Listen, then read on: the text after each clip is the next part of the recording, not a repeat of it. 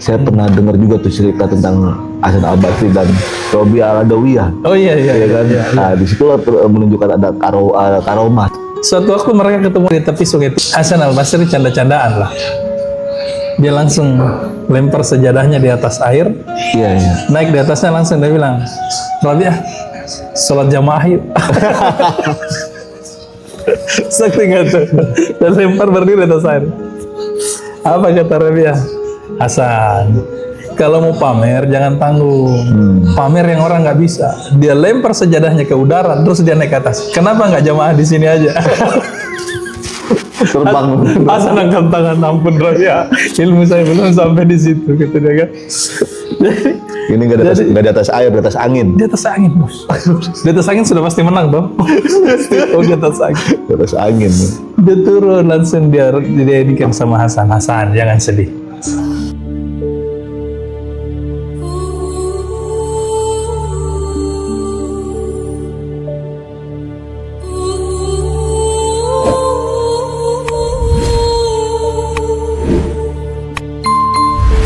Waduh, sepi juga nggak ada Bang Sahal. Bang Sahal kemana nih? Katanya si anaknya sakit. Iya, kasihan tuh. Kasihan. Lagi nggak ini dia, nggak sempat kesini katanya. Jadi apalagi nih Pak Ustadz yang baru nih pembahasan kita hari ini? Hari ini apa namanya? Kita bahas yang seru tentang Rabi'ah. Robi'ah al-Adawiyah. Rabi'ah al-Adawiyah, legend. Legend. Jadi sufi perempuan yang paling populer ini kan Rabi'atul Adawiyah. Iya, iya, iya. Rabi'ah ini kalau dari namanya jelas ketahuan dia anak keberapa?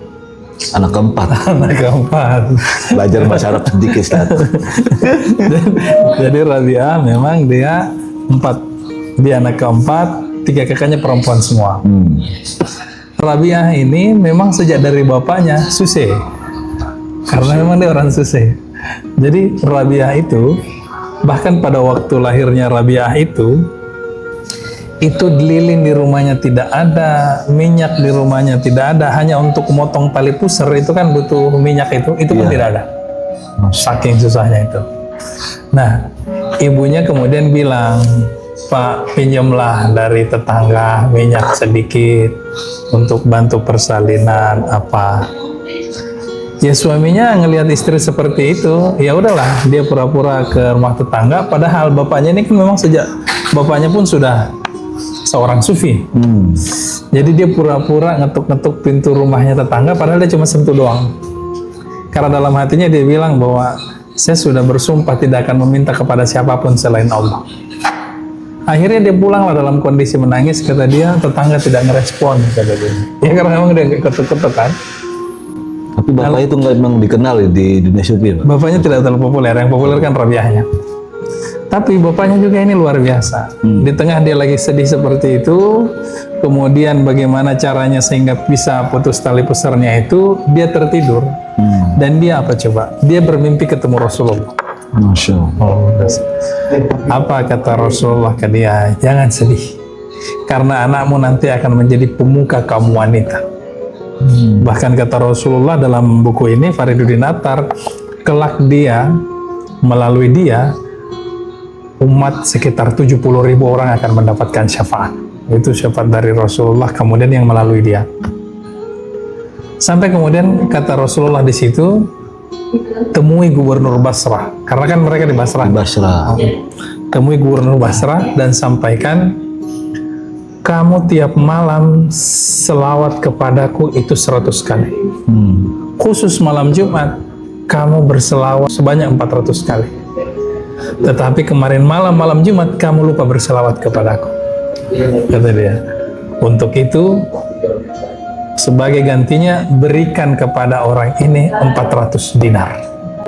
Jadi sama mirip ceritanya yang kayak kita nonton apa namanya, salah satu raja di kerajaan Turki Utsmani, ada filmnya yang karena dia lupa bersalawat, bersalawat kepadanya kan, itu mirip ceritanya. Kelihatannya sama persis ceritanya dengan ini. Nah, kemudian Akhirnya ayahnya Rabi'ah keesokan harinya kirim surat, karena kan dia tidak berani bertemu langsung dengan sang gubernur. Dikirim kasih melalui salah satu pembantu gubernur, dan betapa terharunya sang gubernur karena ternyata Rasulullah mengingat dirinya gitu. Iya. Akhirnya langsung diberikan uang sekali banyak 400 dinar. Itu jadi memang sejak dari lahir itu Rabi'ah itu karomahnya itu sudah ada, Sudah terlihat. sudah terlihat Tanda-tandanya, Pak Ustadz. tanda-tandanya, karena memang bapaknya pun juga seorang ini pesufi. Nah, Robiah ini kan kalau yang saya pernah dengar itu dia ibunya para sufi ya. Ya, Setelah masanya itu. Ya, Di antara ibu para sufi karena dia kan peletak dasar utama batu mazhab cinta. iya. Para sufi waktu itu. Mahabbah ya. Mahabbah. Mazhab cinta. Mazhab cinta, betul. Nah, memang dalam kehidupannya itu kan saya pernah mendengar lah. Ya. Dia kan melalui pernah mengalami perbudakan Ya, betul. sampai kebebasan perbudakan. Betul. Ustaz. Jadi Basrah waktu itu lagi ditimpa kelaparan. Jadi lu bayangin, udah dia miskin, kondisinya sedang ditimpa kelaparan. Jadi orang kaya aja kelaparan, apalagi orang miskin. Moneter kalau kata saya. Oh, krisis. Krisis, Ya, krisis parah kan? Nah, sampai suatu waktu Rabi'ah ini lagi terpisah dengan keluarganya, diculik lah dia. Disitulah awal cerita, kemudian dia dijadikan budak. Perbudakan. Iya, dan ditangkap, kemudian dijual, kerja sama orang. Tapi suatu waktu sama majikannya, yang orang yang membeli dia dari penjual budak, ini setelah sudah dewasa tentunya, dia kaget karena pada waktu dia bangun tengah malam, dia ngelihat Rabi'ah sedang bermunajat. Sholat malam bermunajat, lalu dia bilang, ya Allah, andaikan engkau bisa memberikan kepadaku kebebasan, aku sangat ingin menghabiskan hidupku hanya beribadah kepadamu tanpa berhenti. Sayangnya engkau menitipkan aku pada orang lain yang aku tidak punya kebebasan. Itu dia ceritanya. Nah, orang ini, majikan ini merinding lihat itu. Kenapa? Karena pada waktu dia bermunajat, pada waktu dia bersujud, berdoa itu ada lentera di atas kepalanya. Oh, cahaya. Menyala, ada cahaya. Padahal di situ tidak kegantung apa-apa. Itu kan yang ininya yang lain, karomahnya ada yang lain. Akhirnya besoknya majikannya langsung bebaskan dia. Karena apa? Ini bukan sembarang orang ini. Iya, Jadi iya. bahaya nih kalau misalnya kita salah-salah. Walat sama wali bos, bahaya. Majikan yang melihat kewaliannya kan. Jangan lihat itu kaliannya itu Rabi'atul Adawi itu. Banyak. Saya pernah dengar juga tuh cerita tentang Hasan Al-Basri dan Rabi'ah Al-Adawiyah. Oh iya. Ya kan? Nah, di situ menunjukkan ada karomah, sebuah karomah Iya, Rabi'ah Al-Adawiyah itu. Betul. Suatu waktu mereka ketemu di tepi sungai. Hasan Al-Basri canda-candaan lah. Dia langsung lempar sejadahnya di atas air, Iya. naik di atasnya langsung dia bilang, Rabi'ah, sholat jamaah yuk. Saking tuh, dan lempar berdiri di atas air. Apa kata Rabi'ah? Hasan, kalau mau pamer jangan tanggung. Pamer yang orang nggak bisa. Dia lempar sejadahnya ke udara, terus dia naik ke atas. Kenapa nggak jamaah di sini aja? Terbang. Hasan angkat tangan, ampun Rabi'ah, ilmu saya belum sampai di situ, gitu dia kan. Ini nggak di atas air, di atas angin. Di atas angin, bos. Di atas angin sudah pasti menang, Bang. Oh, di atas angin. Di atas angin. Dia turun langsung dia didikan sama Hasan. Hasan, jangan sedih. Apa yang kau lakukan itu bisa dilakukan oleh ikan. Dan apa yang saya lakukan juga bisa dilakukan oleh lalat. Nggak ada yang hebat di situ. Iya. Kata dia, jalan kita yang sesungguhnya adalah bagaimana bersungguh-sungguh melayani Allah, beribadah kepada Allah. Nah, ini yang Om kadang-kadang banyak orang keliru karena dipikir bahwa mempelajari ini, mengejar ini itu adalah mengejar tentang kesaktian. Iya, ilmu kanuragan kalau Ilmu kanuragan. di Indonesia itu kanuragan. Jadi dipikir itu orang kalau sakti, kemudian punya kedikdayaan, orang yang seperti itu sudah pasti wali. Enggak. Ya.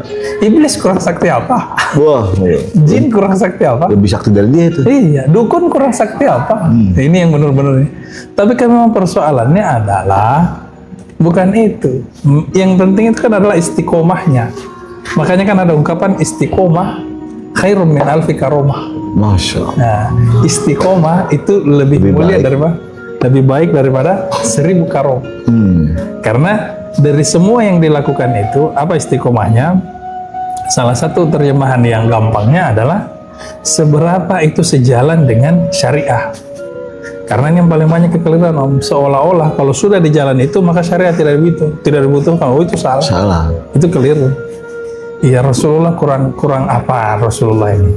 Rasulullah kalau dari semuanya tentu saja ini semua tidak ada apa-apanya di hadapan Rasul.